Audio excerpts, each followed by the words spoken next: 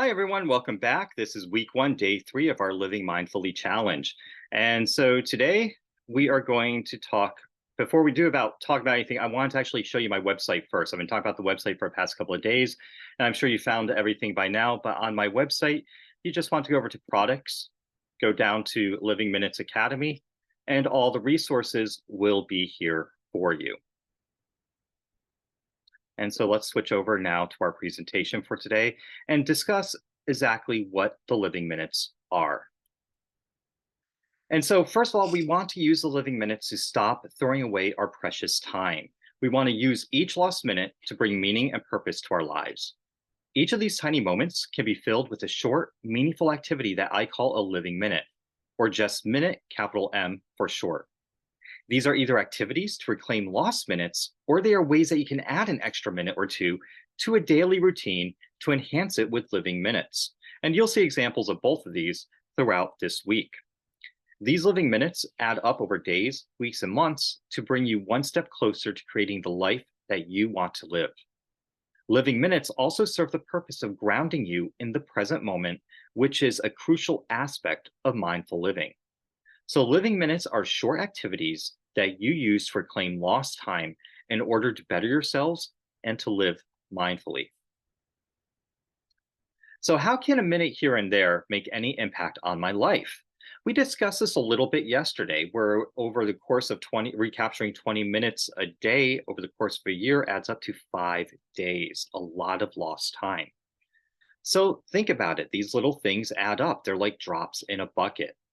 The underlying philosophy of the living minutes is mindful, conscientious living.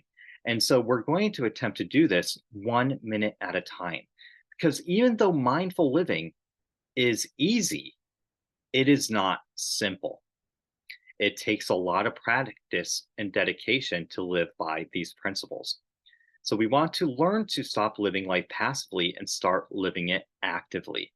And the living minutes will help guide you through this process. And an objection you may have, or an objection I hear a lot of people have about the living minutes, is that if I take time for me, then I have to sacrifice something else, right? And the answer is wrong. You aren't adding any obligations here. You're simply turning lost time into purposeful time. The only sacrifice is if you continue to let this time go to waste. It's your life and you need to own it now. Also, the living minutes may appear superficially to be about learning how to do things 1 minute at a time, and to a certain extent it is.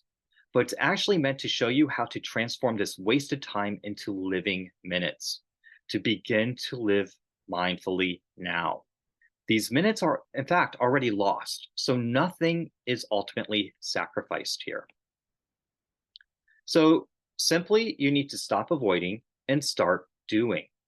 So the living minutes philosophy is based on recapturing lost moments and giving them meaning. But it is a little more than that. You can adopt this philosophy to nearly any aspect of your life. For example, sometimes it simply helps to break things down. We often have things we want or need to do, but we just can't find the motivation to get started. There are too many tasks, it's simply too overwhelming. So what if we tackled the project 1 minute at a time instead? Instead of trying to accomplish the entire task, break it down into manageable chunks. Sometimes you just need, on the other hand, sometimes you just need to get something started. You'll find that you're dreading actually starting the thing. But if you take a living minute to get the thing started, and you have time to keep doing that thing, at the end of your minute, you may say, well, I've already started. I might as well keep on doing this until it's finished. And so the living minutes can act to motivate you to begin a task that you've been putting off.